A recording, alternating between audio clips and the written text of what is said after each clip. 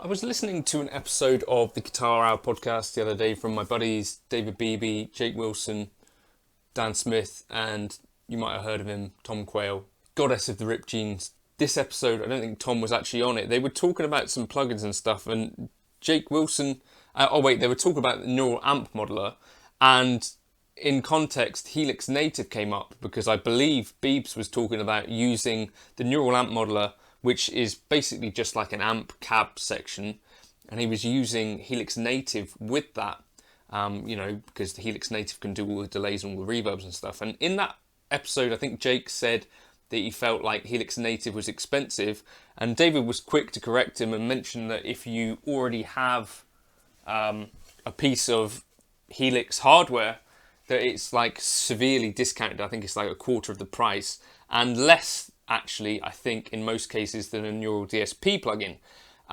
Now, at full price, I think it's about £400, and I think if you get the discount, it's about £100, and then certain times a year, they actually discount it even further. But I think Helix Native, even at the full price, would be the best value guitar plugin that there is. Now, most of the limitations with a normal guitar plugin are things like basically you have 1 amp at a time and you have a fixed signal chain. Basically, this is true across most of the competition, right? I think there are a few notable exceptions. Amplitude, you can do like dual amping stuff. But Helix Native, you can do, up to 4 amps and beyond within one preset. And not only that, but also there's a vast array of effects. I think of all of the modelers out there, so Helix Native is essentially a Helix put into your DAW. I think a Helix, aside from Fractal, probably has the most vast array of effects and stuff, and these aren't crap effects, right? So these are effects that people like The Edge have used, people like Bill Frisell, these types of folks. And not only that, but lately they've added reverbs from essentially people that used to work at Lexicon, Digitech. They've got some really good people on board. and I think have really brought that Helix into the forefront, even though it's like an older device. I think people are still finding, people that are willing to put aside a few biases and stuff like that, get some really good results out of the Helix stuff. I think at least on par with the Neural DSP stuff. In particular, things like oversampling, if you care about that, are going to be higher in Helix. So anyway, all that sort of stuff. Not expensive, let's just dig into it. The tones that you've been hearing in the last few days, actually, I've been just going direct into my audio interface, and that's the cool thing about Helix Native, is that I can have a power supply somewhere in the car because I've got a gig or something to prepare for, but I can still come up to my computer, record some tracks, get the tones that basically I use all the time anyway. They're in my digital audio workstation. I don't have to worry about any hardware plugging in or anything like that. Just plug into a high Z input. That's important. Otherwise you get less kind of the high end and zingy stuff that makes a guitar sound like a guitar. So high Z input, important, or high Z, however you want to say it. Get it so that you're not clipping the input. That's kind of important as well. But yeah, let's just dig into Native. I'm using my own presets in this video and in the intro. You can grab those in Gumroad for a fairly cheap price for hundreds and hundreds of presets. You probably find some things in there you might really dig. There's certainly ones in there that I use all the time. If you go on the website, the normal price for Helix Native is something like $399. But you see here that if you've got some Helix hardware or Pod Farm, you actually get a really competitive price. I think it's something like $99, something like that. Off the bat, what I will say is that Helix Native doesn't really have the same kind of attractive look that we see with some of the more recent plugins. So you get things like, of course, the big name in this space would be Neural DSP. That tends to be, has indicated the way things are going. I think if you're looking for that sort of thing, Line 6 with the metallurgy stuff have brought those out. But again, there's no reason that Neural DSP might not be your thing of choice if you're looking for specifically quite good looking plugins that have a certain feel to them. What Helix Native actually is kind of the Helix just put into your digital audio workstation with a few notable kind of things that are different. So first of all, if you press this little button here, you get a little bit more of the skeuomorphic kind of vibe where, you know, you can see what these things potentially might look like in the real world. So this is actually a preset that I use as like a bus, and I send kind of synths and stuff through it.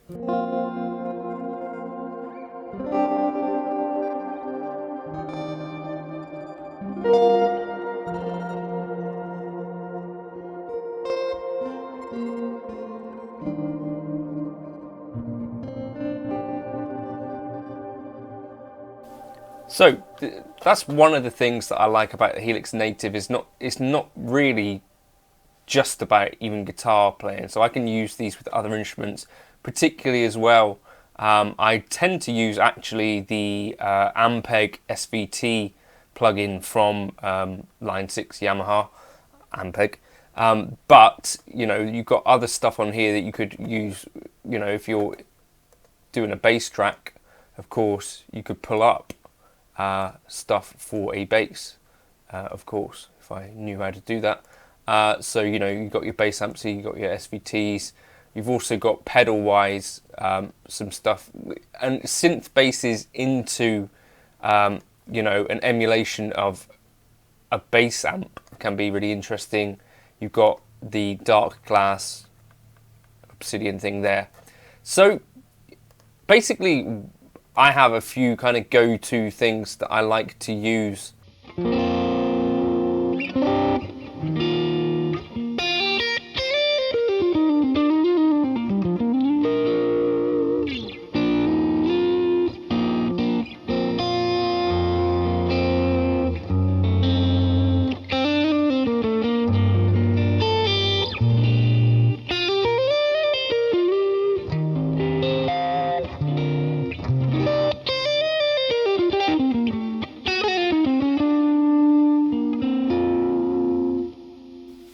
So for example, this is a preset I dialed in a little while back. I've done a video on it, but this is kind of doing a really nice boxy kind of tone. Got the Essex A30. Again, in terms of the visual representation, that's not where I think the real value is in Helix Native. I think the value is in the sounds themselves, and also the flexibility of what you can do here. So most other plugins, you're really only dealing with 1 amp at a time and a pretty small palette of things that you can jump into. So even if you bought, say, like all of the Neural DSP plugins that are available, I think there's 16 or so, you'd still have what, maybe 3, 4, 5 types of drive. You might have a couple of fuzzes in there that they've included. And amp-wise, you'd have quite a handful of different amps, but you'd have quite a few that sort of overlap as well. Whereas, you know, in the Helix world, you've got everything from vintage Fenders to, you know, Grammatico, Dumble interpretations. You've got derailed Ingrid, a train wreck.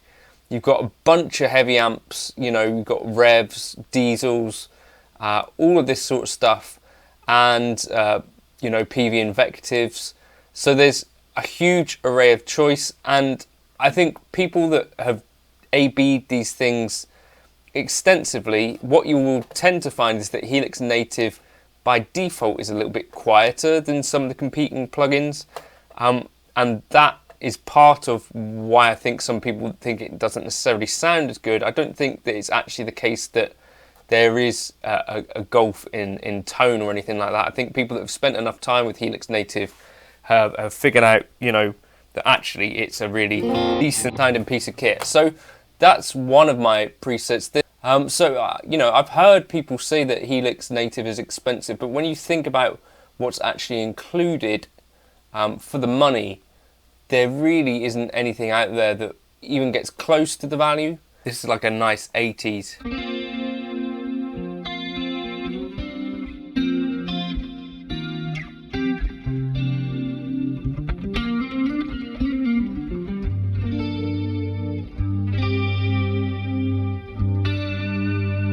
This would be what I was using in the intro.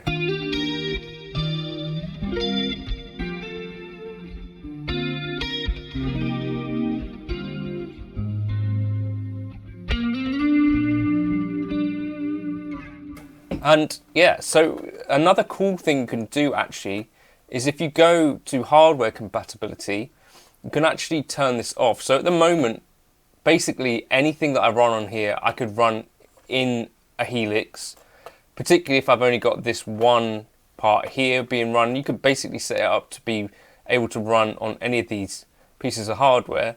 So for instance, 80s Rhythm Stomp would work on HX Stomp XL, and a Helix.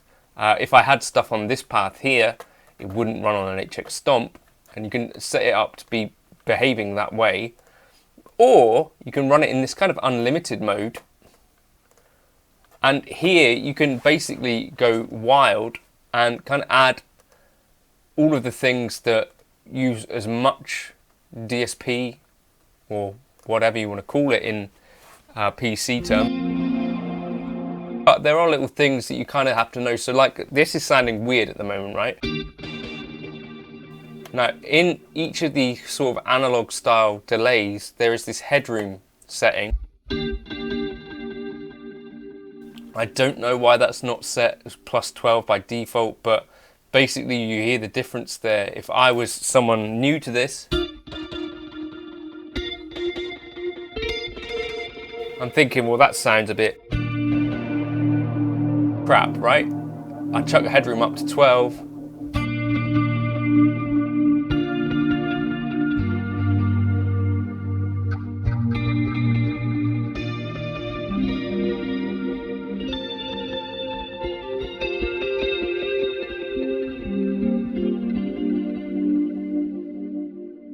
You know, you can run this path into 2A, and you could put on some of my favorite stuff here. We've got stereo reverbs and stuff. Once you get used to the workflow, I think you find it quite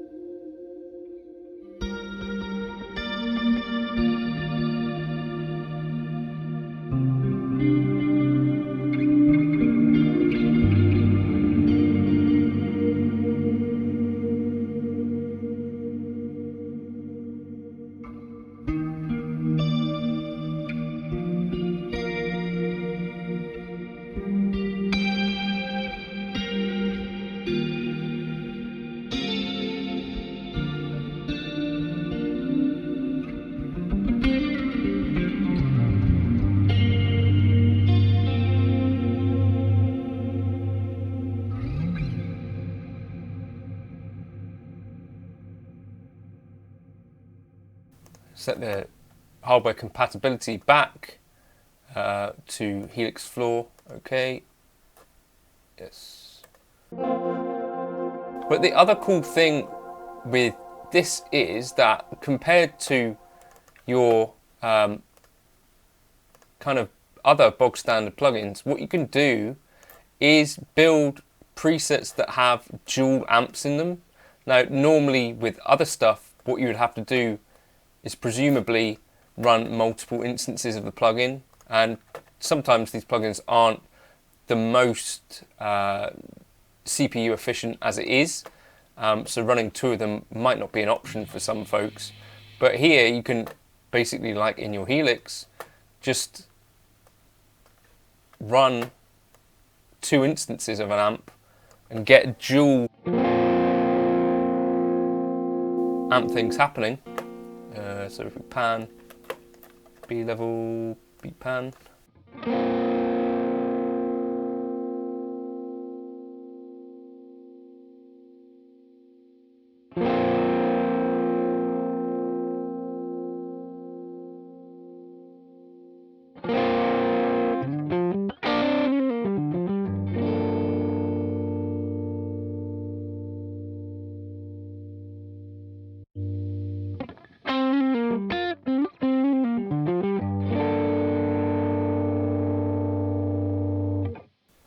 Stick a bit of delay on.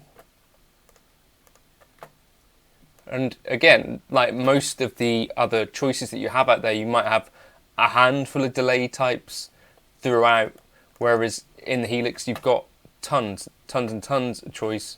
Put this to 500, bring the scale down. This headroom thing again, I'm going to chuck up.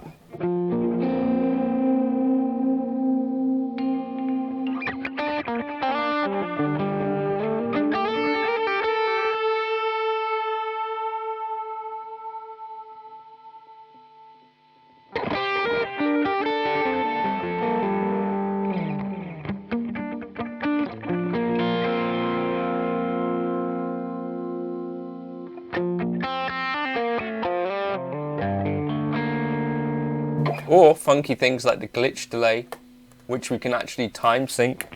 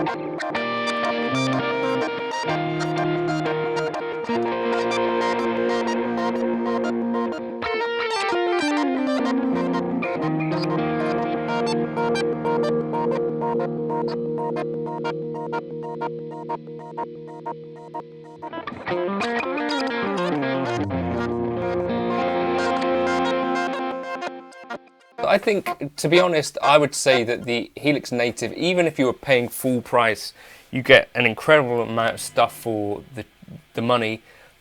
The thing is, if you were to be buying an HX Stomp, which I think is also one of the best value pedals that is out there at the moment, and that I can remember for a very long time, for £500, whatever they are now, and then got Helix Native for your £100 on top of it, you get an incredible amount of stuff. You probably never really need to buy a plugin again if you have the Helix stuff. I think you can cover pretty much all your bases really pretty well. Let me know in the comments if there's anything missing in the Helix Native stuff that something else does. But you get such a lot for your money, I think.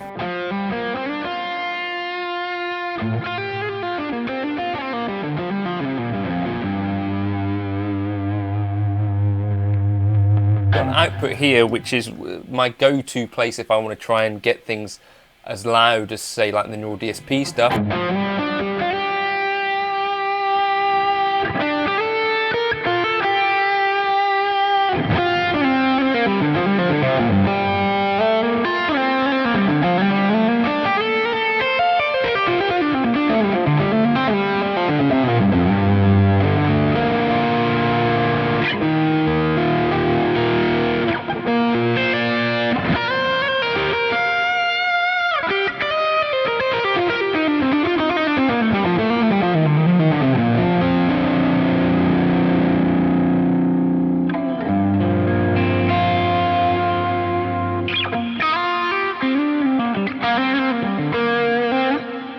One downside is that you can't run it standalone, so it does have to be inside a DAW.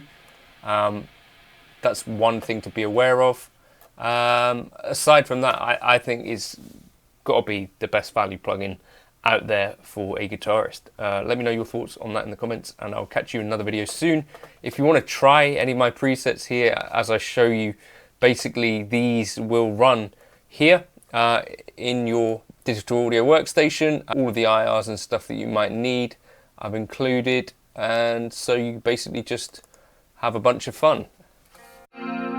Oh, here's another preset actually that is really pretty cool.